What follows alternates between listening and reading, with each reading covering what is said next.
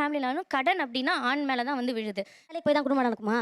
இந்த ஒரு வார்த்தையை இந்த ஆம்பளை கேட்டுட்டாருன்னா, நீ ஒரு ஆம்பளையான்ற ஒரு கேள்வி முதல்ல வரும். பார்க்க முடியல அப்படின்னா இவங்க போய் கேட்டா கூட அதை கொடுக்க முடியாத ஈஸியா சொல்லிடுவேன், எனக்கு ரொம்ப டயர்டா இருக்கு, இன்னைக்கு என்னால சமைக்க முடியாது. மேரிட் லைஃப்குள்ள அவர் ஒரு ரெஸ்பான்சிபிள் பர்சனா வளர்ந்துருவார் குழந்தைங்க முன்னாடி. அங்க அந்த கப்பல்ல இருந்த அத்தனை ஆம்பளைங்களுமே புயல் மலன் பார்க்காம ஆண்களுக்கு உத்தியோகம் புருஷ லட்சணமே, சம்பாரிச்சு குட்டணும். அந்த மென்னால வந்து ஈஸியா புலம்பவோ அழுகவோ முடியாது. ஸ்டில் அவங்க வந்து ஒரு எமோஷனல் சப்ரஷனுக்குள்ளே தான் இருக்காங்க. பையனா இருந்தாலும் எவ்வளோ சம்பாதிக்கிறதா இருந்தாலும் அவனுக்கு வந்து பொண்ணு கிடைக்க மாட்டேங்குதுன்றது ஃபர்ஸ்ட் திங். எந்த ஃபேமிலினாலும் கடன் அப்படின்னா ஆண் மேல தான் வந்து விழுது. குழந்தைகளை பார்க்க வேண்டும் செடி கேட்குறாங்கன்னா பெண்களுக்கு தான் சாதகமா சட்டம் இருக்கு. நான் எவ்வளவு பெரிய முட்டாளா இருந்தேன் இப்பதான் புரிஞ்சது. அதான் இப்போ நான் பாத்துக்கிறேன்ப்பா. இவங்க போய் கேட்டா கூட அதை கொடுக்க முடியாத சூழ்நிலை சட்டமும் அவங்களுக்கு துணை போறப்ப இவங்க அதிகமா பாதிக்கப்படுறாங்க. ஆனா அதே விஷயம் ஆணுக்கு நடந்தா ரோலிங் ஆகும். இதெல்லாம் ஒரு பிரச்சனையாடா, நீ எடுத்துட்டு வரியா, அது அஃபென்ஸே இல்லைன்னு சட்டமே பாரபட்சம் பாக்குது. தப்பு பண்ணிட்டே சிங்காரம், தப்பு பண்ணிட்டே.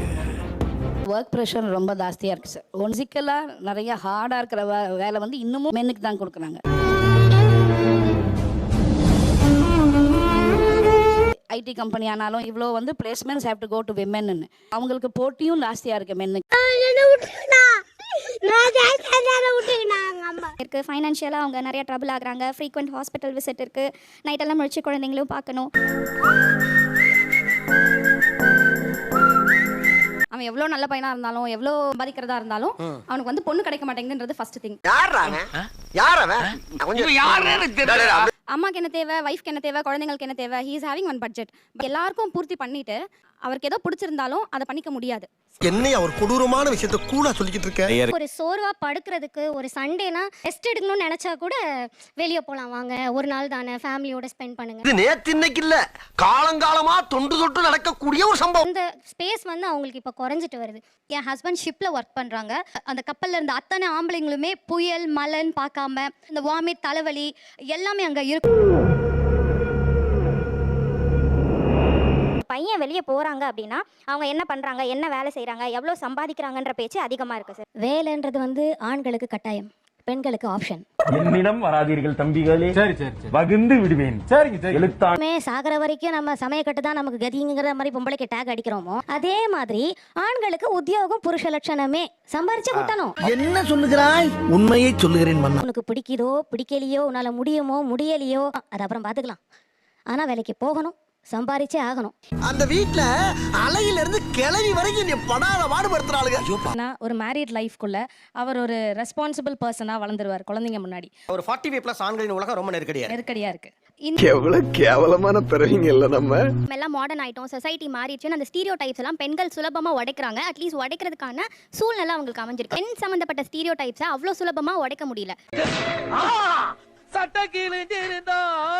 ஒரு பையன் அப்படின்னா அவங்களுக்கு செல்ஃப் ரெஸ்பெக்ட்ன்றது அவங்களோட ஒர்க்கை டிபெண்ட் பண்ணி மட்டும் தான் சார். கடைசி வரைக்கும் வேலை வெட்டிக்கு போகாமே நாம வாழ்ந்து காட்டணும், இதுதான் நம்ம லட்சியம். ஓகே, என்னால வந்து ஏதோ ஒரு கஷ்டம் இருக்கு அப்படின்னா என்னால வந்து அது ஈஸியா புலம்பிட முடியும், அழுதுட முடியும். ஆனா அது மென்னால வந்து ஈஸியா புலம்பவோ அழுகவோ முடியாது.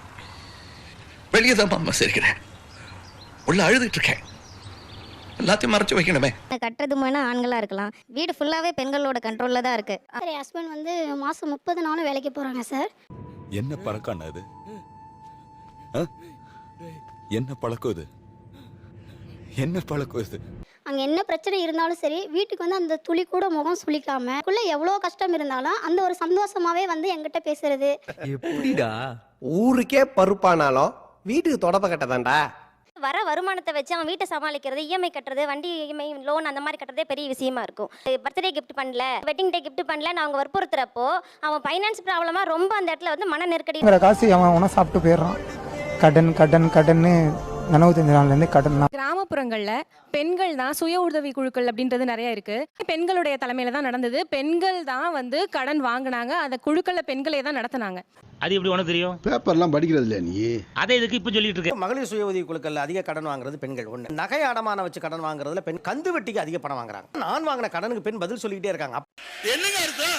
எப்ப பார்த்தாலும் எந்திரிச்சுட்டே இருந்தா இதோ தவறுங்க. இந்த வட்டிக்கு வாங்குறது 1,50,000 அந்த மாதிரி தான் வாங்குவாங்க. ஆண்கள் வந்து கல்வி கடனுக்கு ஹோம் லோனுக்கு வாங்குறது 50 லட்சம் 60 லட்சம் அந்த மாதிரி வாங்கிட்டு இருக்காங்க. அப்ப அதிக கடன் தொகை ஆண்களுக்கு தான் இருக்கு.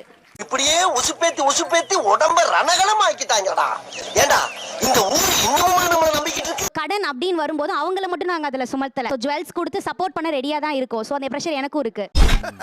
அப்புறம் நான் உங்ககிட்ட விளையாட்டா பேசுற புறாடிக்கு நம்பிட்டீங்க. ஐயோ தங்கச்சிக்கு கல்யாணம் பண்ணணும், கடன் வாங்கலாமா கூடாதா? சார் வாங்குவாங்க சார், கண்டிப்பா. ஃபேமிலி அவங்க மேல போட்ட பிரஷர்ல வாங்க தான் செய்றாங்க. 51 to 50 இயர்ஸ்ல சூசைட் வந்து மென்னு தான். ஆளா பிள்ளைங்களையும் வச்சுக்கிட்டு அந்த மனைவிகளாக பெண்கள் தானே அந்த கடன் அடைக்கிறாங்க. அதெல்லாம் நீ சொல்லக்கூடாது. ஏன் சொல்ற நீ? அதெல்லாம் நீ சொல்லக்கூடாது. பெண்ணுக்கு சொத்து ரொம்ப கம்மி, ஆணுக்கு தான் சொத்து அதிகம். அப்ப சொத்து அவன்கிட்ட இருக்குன்னா கடன் அவன்கிட்ட தானே இருக்கும். அதனாலதானடா எல்லாரும் என்னை ரொம்ப நல்லவேன்னு சொல்றீங்க. பெண்கள் பேர்ல நிலம் வந்து ரெஜிஸ்டர் பண்ணா டிஸ்கவுண்ட்ஸ் அந்த மாதிரி இதெல்லாம் கொடுத்து ஆட்டோமேட்டிக்கலி பெண்கள் சைடுல சொத்துகள் போக ஆரம்பிச்சிருச்சு.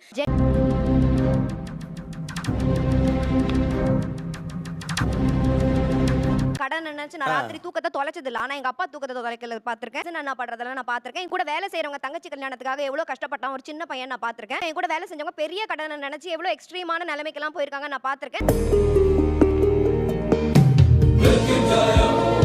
மேரேஜ் கப்பலா இருக்காங்க, தனியா வாழ்றாங்க அப்படின்னா அந்த ஆண் தான் வந்து பிரெக்னன்சில இருந்து வேக்சின் ஆகட்டும், ஸ்கேன்ஸ் ஆகட்டும், ஃபர்டிலிட்டி ட்ரீட்மெண்ட் முதற்கொண்டு ஆண் தான் நிறைய வந்து ஃபேஸ் பண்ண. ஒண்ணு தெரிஞ்சு போச்சுடா. இந்த பிரபஞ்சத்துல உங்க மத்தியில இந்த உசுரை காப்பாத்துறது ரொம்ப சிரமம். ஆண் வந்து அவன் வேலையும் பார்த்துட்டு வந்துட்டு உங்களை வீட்டில் வந்து ப்ரெக்னெண்ட்டாக இருக்க வைஃபை பார்த்துக்கிறான், குழந்தைய இது பண்ணுறான். அவனோட உணர்வுகளை மதித்து அதுக்கு நீங்கள் என்ன ரெஸ்பெக்ட் கொடுக்கணுமோ அதை கொடுங்க. ஓ நீ அப்படி வரியா? ஆனால் அதையே பாவப்பா பார்க்குறீங்க. ஆனால் இப்போ ஆண் எடுத்துக்கிட்டிங்கன்னா அவங்க ஒர்க் பண்ணியே ஆகணும். நைட் அந்த குழந்தைய பார்த்துக்கல வச்சுக்கோங்களேன், நானே சண்டை போடுவேன். ஏன் என் குழந்தைய வந்து பார்த்துக்கல, நைட்டு தான் வரீங்க அப்படின்னு நம்மளே சண்டை போடுவோம் இல்லையா? நான் இங்க பாரு 2 பிஸ்கட் போட்டேன், அவ்வளவு நன்றியோட இருக்கு. மனுஷங்க அப்படி இருக்கீங்களா? ஏன்டா அப்படி இருக்கீங்க?